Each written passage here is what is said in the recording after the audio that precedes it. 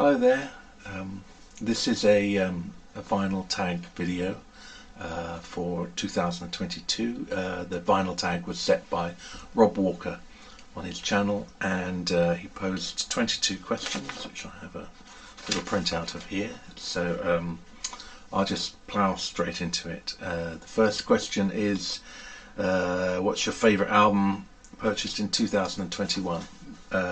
So there are quite a few contenders for this, and I chose this one, which is described as a live album.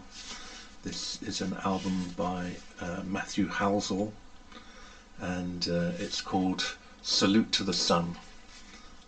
This particular one is a kind of remake of an album that he made a few years ago, also called Salute to the Sun, but this is a live version. And when I say live version, it was recorded in the Hawley St Peter's in Manchester, but it doesn't have an audience, or there's no clapping between tracks or people coughing halfway through. So I think it was possibly live in a kind of lockdown kind of way, and it's a jazz album, but a kind of modern jazz album. It's not free form at all, but it includes some things that you wouldn't normally find, like in a Blue Note album or something like that. He plays with a bunch of other instruments, one of which is a harp, which is very rare to find in a jazz album. It's quite laid back. It's quite soulful. It starts off with some samples taken, I think, in a jungle or something like that. And it really is just kind of quite ethereal and atmospheric and ambient. And Matthew is a trumpet player, and his trumpet playing is just beautiful. And the recording, I think, acoustically, you can tell it's in a real place, even though it's very crystal clear and beautifully recorded. And has a very lovely album cover designed by the Designers Republic in Sheffield, and it's printed in special colours and foils, and comes on 2 discs. So that one is Salute to the Sun by Matthew Howley, and if you haven't heard it, it's very beautiful, so give it a whirl. Okay, moving straight along. Album by the first person you ever saw live. Okay, well, I don't have this on vinyl anymore. I used to, but I don't anymore. I just a CD. First band I ever saw live was a band called Camel, and that was, I think, in 1975. I was probably 12, going on 13, and they played at Guildford Civic Hall, which was one of the nearest kind of venues to me at that time, where I lived with my parents, and I was just gobsmacked by it. I'd never seen anything quite like it. I'd never heard anything quite like it, quite as loud as it, and I was just blown away. They had, probably for those days, quite simple visuals on stage. They had big projections up on screens, and yeah, it was just amazing. So I was instantly transformed at that age, at the age of 12, into a bit of a prog lover. I'm not really much these days. The odd bit of Pink Floyd might float the way of my turntable, but at that time this was a band, a local band. I think they're from Guildford, so Camel have a special little prog place in my heart. So that's number 2. Number 3, album by a duo. I chose this album, which is called Eden, which is by a band called Everything But the Girl. And if you don't know them, they're a British band. Female vocalist Tracy Thorn, and male who writes, I think, Ben Watt. Is it Ben Watt? Who, yes, it is. Who I think wrote most of the music on it, and he does the guitars and some of the vocals. And this particular album came along. I'd been through prog, then punk came along, then new wave, and when was this album? 1984. This is the first album that I kind of noticed that I suddenly found myself liking bossa nova. I'd never really been into it. My dad was kind of quite into bossa nova, and I kind of thought it wasn't my bag. It was a bit fuddy-duddy, or it was a bit something else. But it was kind of reinterpreted for me anyway by Everything But the Girl. I mean, who went on later to have slightly different styles and to even kind of venture into kind of drum and bass territory. But on this particular album, it's very simply recorded. Just her beautiful kind of delicate vocals and guitars, and yeah, quite bossa nova-y kind of album, and it's very beautiful. So that's album by duo number 3. Number 4, album in the shrink wrap. I have this album, very famous blues jazz album by Kenny Burrell, Midnight Blue, which is still in the shrink wrap, unopened, and the reason it is because it's a present for my son Tom, who is partial to a bit of jazz. He doesn't have this album, so it's a present for him. So it's a secret. Don't tell him about it. Okay. What else? Ooh, a concept album. This is an interesting one. This is an album by Johan Johansson. Johan Johansson wrote several film scores and did a number of albums on his own before his untimely death. And this particular one is called IBM 1401, a user's manual. So this is a kind of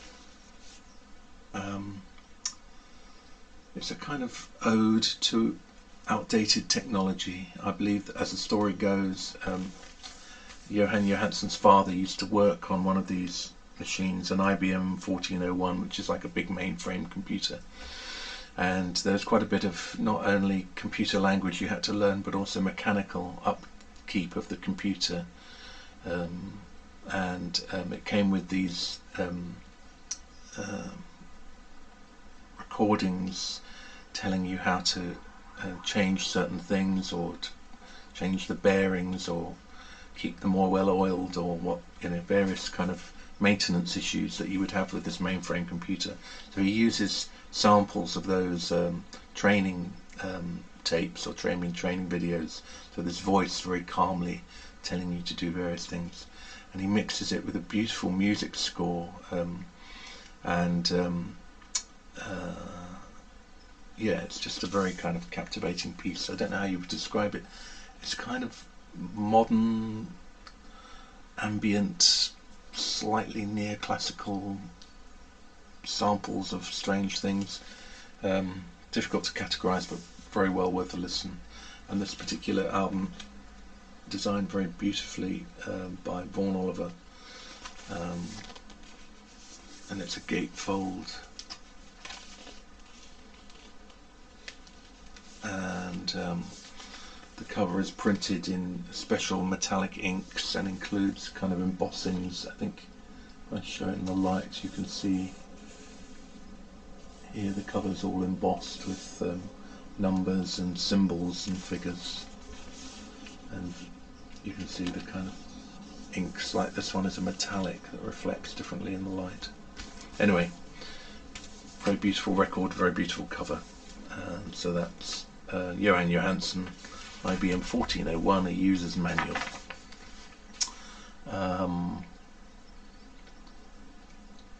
Album you've not played yet. I chose this one. Now, I'm a graphic designer, and up until a couple of years ago I worked with a bunch of other people, and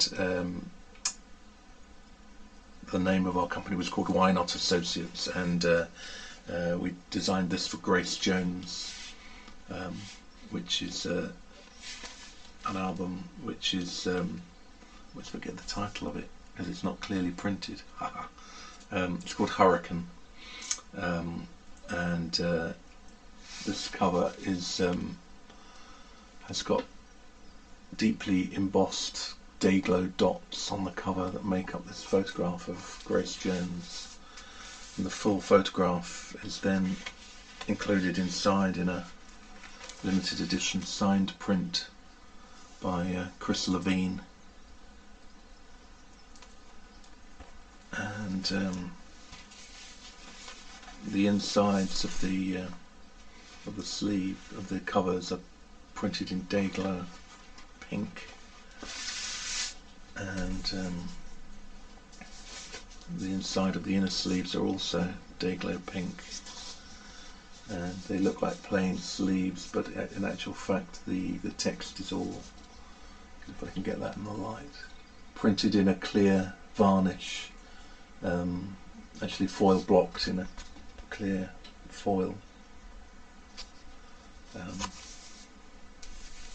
So the reason this is unplayed is that it's a pristine copy, one of the few I have. There were only over 500 of these printed by the Vinyl Factory in London, so I'm keeping it pristine, and it's unplayed. Okay. An artist you discovered in 2021.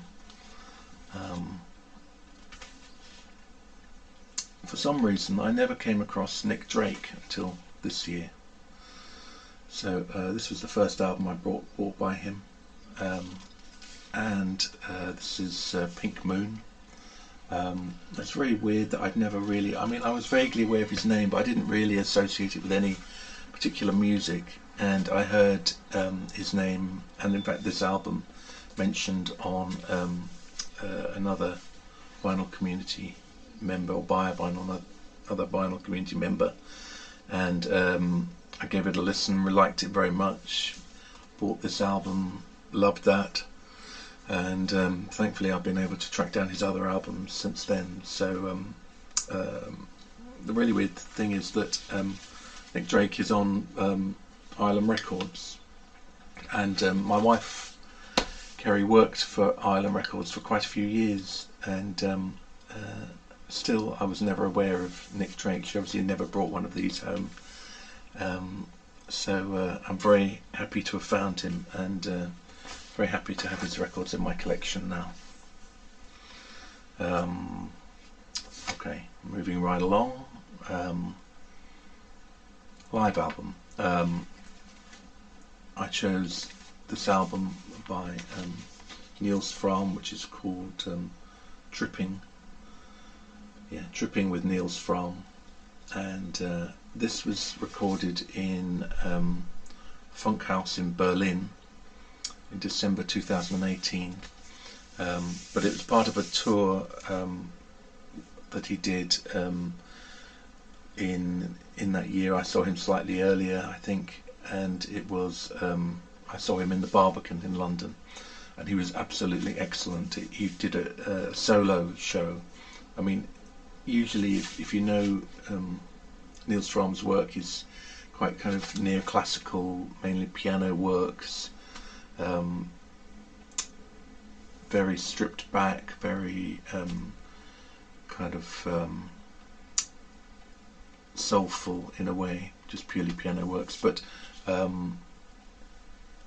with this album he really started experimenting more with electronics and combining electronic sources with other types of things. So on stage he had various organs and computers and things, and he was like a mad kind of professor, leaping from one bit of equipment to the other and setting loops going, and he had an organ backstage which was too big to fit on the stage, so he was controlling that with another computer interface, and he was even kind of reaching inside the piano to play the strings directly with like little like glockenspiel playing things. And it's an excellent album, the original one, which is all melody, and this live version of it is kind of different, but different in a really nice way. And so yeah, that would be my choice of live album. I think it makes all the difference if you were there and just kind of witnessed it too. Anyway, That's number 8 live album. So number 9, album from a different continent. I picked this album called Set Free by the American Analogue Set. One of the reasons is that it's from America, which is a different continent to me being in London. It's got American in the title of the band's name, and I don't see this band mentioned a great deal. I think they're from Austin, Texas. I've heard them described as indie lo-fi, whatever that means. It's very delicate, it's very... the music really just calms you and is very beautiful. The lyrics are very softly sung, almost whispered, if that could be possible to sing in a whisper. And very simple kind of band in some ways, in terms of, you know, guitars, drums, bass, but also vibraphone kind of makes an appearance on these records too, which is a very lovely combination. And yeah, I'm very fond of them. It's quite hard to find their records on vinyl now. It's much easier to find on CD, but well worth giving a listen to if you've never discovered the American Analogue Set. Okay, number 10, album with the price sticker on the jacket. I have, after searching through, this one, which is The Cure, which is a singles compilation, and there's the HMV £8.99, which was, when did I buy this? 1986. It's not a typical Cure sleeve. It's a great collection of singles, mostly singles. I believe the cover is by Andy Vella, who did most of their sleeves, but it's not a typical one. The type's far more kind of restrained. I'm not quite sure where this photograph relates to them, comes from. There's a gatefold. It's got kind of records floating in on the tide inside. But it's a good compilation anyway. Okay. Punk or new wave album. I have some punk albums, but they're a bit predictable in a way, in that lots of people show them. So I thought I'd pick a new wave album, and I picked The Guitar and Other Machines by the Giuritti Column. The Giuritti Column were the first band, well, one of the first bands to be signed to Factory Records, and this is one of my favourites of theirs. It's got a beautiful cover designed by 8VO, English graphic designers. Lovely bit of typography on the back. So that's The Guitar and Other Machines by Giuritti Column. A box set. So I'm not wild about box sets for some reason, but this is one I really wanted to buy. This is by get it in the right light, Ludovico Einaudi, and it's entitled 7 Days Walking, and it's, as you can see, it's in a metal tin, literally a box, which if you prise it open, contains a number of things. So basically the premise of this album is that he went on a number of walks through the same passage through the Alps, and he wrote 7 pieces of music, so 7 albums that were released over a period of 7 months, and he performed them all over a period of 7 days at the Barbican in London, and I guess some other places around Europe and maybe further afield as well. I didn't get to see that because I saw it advertised too late and it was completely sold out, which was a bit of a bummer. But this box anyway contains all the albums on CD, and these little envelopes just simply marked with the number of the recording, and everything's presented pretty much almost like a field recording in a box that maybe you could bury in the ground like a time capsule that was a permanent record of this thing. There's this kind of map of the walk that he did through the Alps. There are notes about his journey. There are Polaroids and photographs taken on his journey through the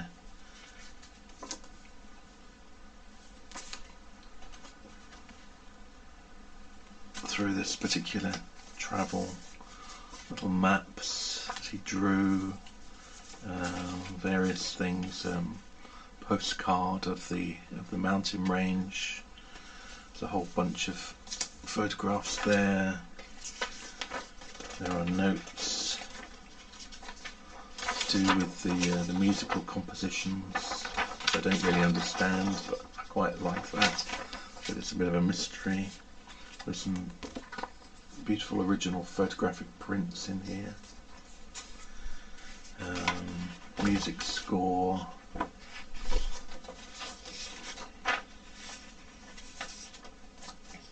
Some other musical notation. And finally some vinyl copies of Day 1 piece and Day 7. And those all sit in this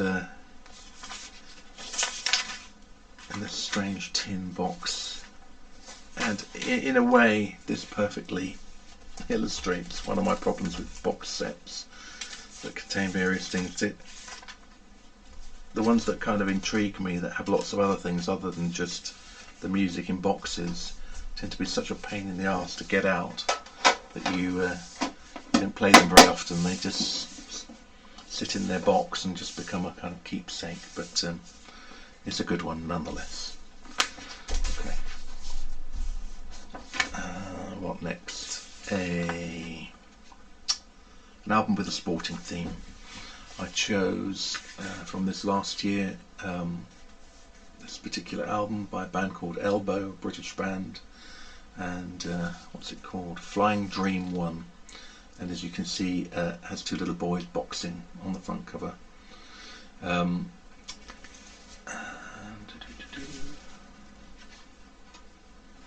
It's a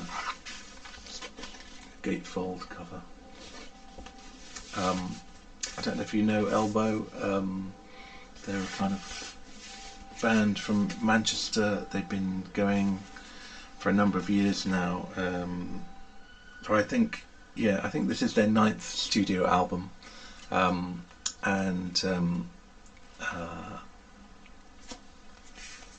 it's an album that I think Rob Walker, who set this final tag, he said it wasn't one of his favourites, or he wasn't that keen on it, even though he's an Elbow fan. Actually, it's an album that's grown on me. I've played it a few times. I think it's it's slightly more introspective than a lot of their albums. I know the band are quite influenced by Talk Talk amongst other people, and perhaps it's an album that's a bit more influenced, or it's a bit more noticeable than any of their other albums. I mean, they're an indie rock band, but a band I like very much, and Rob, I'd say this album's probably worth a second or third or fourth hearing. I think it's one that grows on you, so give it another spin, my friend. Okay, put that there.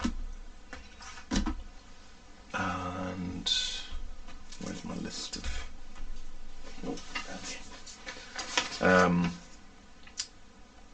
Overflowing Gene, a jazz album. I picked this album, sorry, I'm reorganising, which is called Something Else, or Something Else, by Cannonball Addy.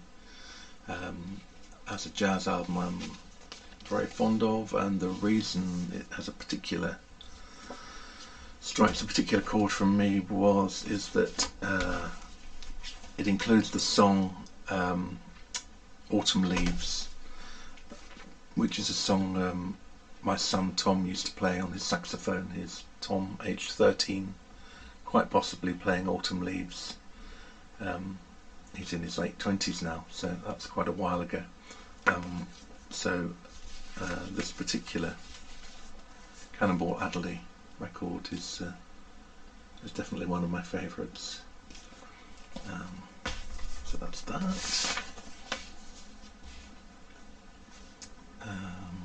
Where are we? Best of album. I pulled out this particular one, which is singles collection by band Squeeze, British band Squeeze, and this particular one, I mean, every single song on here is an out and out winner. Side 1, Take Me I'm Yours, Goodbye Girl, Cool for Cats, Up the Junction, Slap and Tickle, Another Nail in My Heart, Pulling Muscles from a Shell. Side 2, Is That Love, Tempted, Labelled with Love, Black Coffee in Bed, and Annie Get Your Gun. So, you know, not one single filler track on there. It's an excellent best of as such. Okay. Album with at least 8 people on the jacket. I chose an album by Richard Hawley. Now, Richard Hawley, this one's called Late Night Final, and there are several people on the front cover and several more people on the back cover. This is Richard here, looking a bit cooler than the rest of the people in this picture, and here he is here. Now, Richard Hawley is an artist that I think this is one of his earlier albums, and he played most of the instruments on this album. I think he was a session musician, I think, and he is good friends with a British band called Pulp, and toured with them and played on some of their records, I believe, and as a guitarist, I think, mostly, and maybe a vocalist. And I think it was perhaps Jarvis Cocker that persuaded him to push his own music as well, and I really love his albums. There's a kind of 50s vibe to his albums, but it's not kind of nostalgic. It's not a pastiche in that way. The songs, the lyrics are soulful and heartfelt, and they're about love and breakups and longing, and they're very, you know, they tear at your heartstrings, and very beautiful. His voice is just so good. He's like a latter day Matt Monro, I'd say, in many ways. If you don't know Richard Hawley, I would definitely say give him a listen. There, you know, all of his albums are good. I just picked this one because it's got lots of people on the cover. So Richard Hawley, Late Night Final. What next? A soundtrack album, and I picked this one, which is by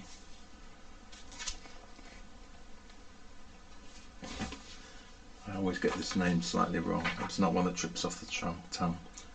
Angelo Badalamenti.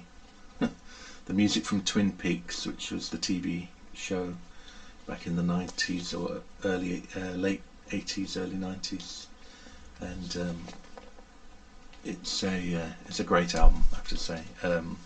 Even though it's not on kind of special thick vinyl or anything else, it sounds great, and musically it's one that I've come back to many times. So, Twin Peaks. Shows some VCLT. I've never received any kind of official VCLT, but I did receive this record through the post, completely unannounced, which is called Promises by Floating Points, Pharoah Sanders, and the London Symphony Orchestra. And this was sent to me by my son Tom, who he knew I tried to buy it. When it came out, I ummed and ahed and wasn't sure. And then when I decided I wanted to buy it, it had all sold out, which I was a bit pissed off about, to be honest with you. But he managed to find me another copy of it, bless him, and sent it to me. So this is a bit of kind of family VCLT. Thank you, Tom. And what is it? It's a kind of, I guess it goes under the headline of jazz, but the Floating Point side of it is quite ambient, almost like a Brian Eno kind of thing, kind of repeating themes. The Pharoah Sanders jazzy part of it just floats over the top of it like some beautiful ethereal thing, and the London Symphony Orchestra kind of put this beautiful strings and an orchestrated part underneath it all, and it just kind of works somehow. I don't know how it works, but it just is a very beautiful album, and it's quite hypnotic in a way, and definitely one to just really calm down to, which can be a very good thing.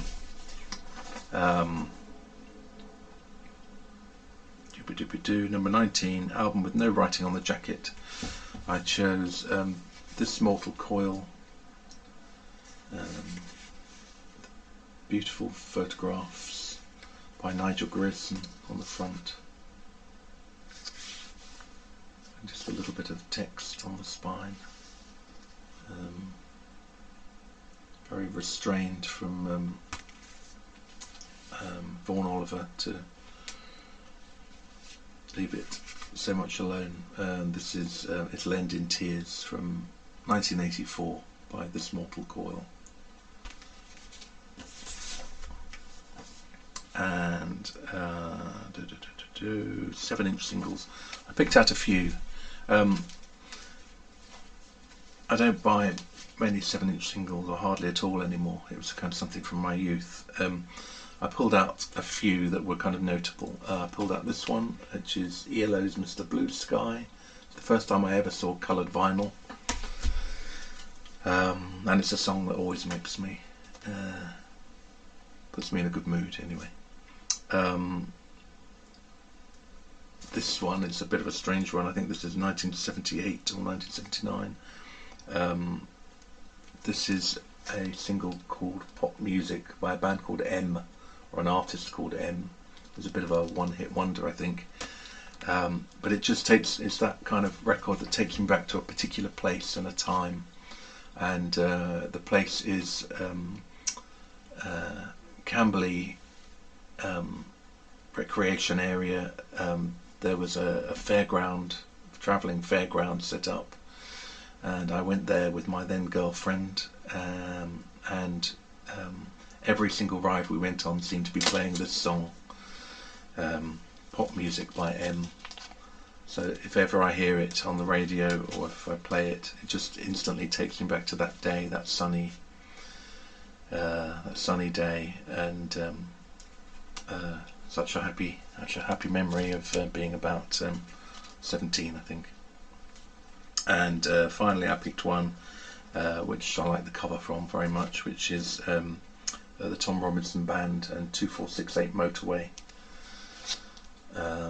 which again sums up a particular kind of time in my life that was quite jolly, and I remember fondly. Okay, moving straight along, getting there.